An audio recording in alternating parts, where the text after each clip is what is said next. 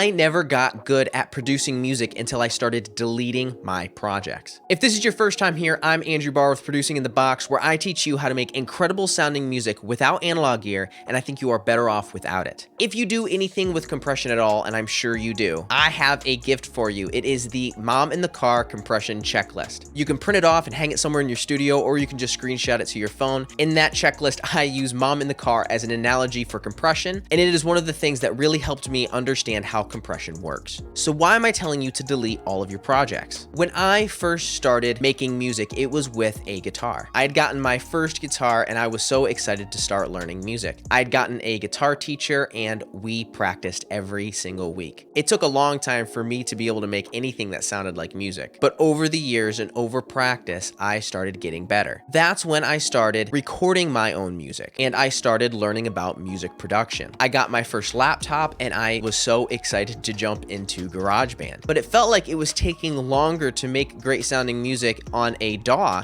than it was with my guitar. And that's because I wasn't practicing. Every time I opened my DAW, I was saving everything that I was making. I wasn't practicing. I wasn't experimenting. I was creating music and then I was saving it just in case I wanted to use it later. And that's not how you practice. In sports, you don't practice on game day. You get together with the rest of your team and you guys practice throughout the week. When you start learning piano, you don't prop your phone up and record absolutely everything that you play. It's the same thing in the studio. So that's when I started deleting my projects. I would open up my DAW, I would start making music, and then I would delete everything. I would click X, I would click do not save, and I would delete it. Whether it was a banger or not, I would just get rid of it. That mindset shift is what allowed me to be way more experimental with my music and to really figure out how things work. I wasn't worried about somebody hearing it in the future or making something that was release ready. I was just focusing on creating music for the sake of creating music. And I still do that to this day. So I want to challenge you to open up your DAW,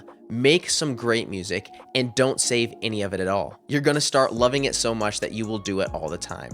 And then when you open your DAW to actually create something that you want to release, you will know exactly what you need to do and the most efficient way of doing it because you practiced. I started out in GarageBand and then I moved on to Logic and then I moved on to Studio One. And in the process of all that, I have tried out multiple different DAWs as well. And one thing I've realized is that they are not all the same. If you want to know what I'm talking about, click this video right here. So now, as always, go create.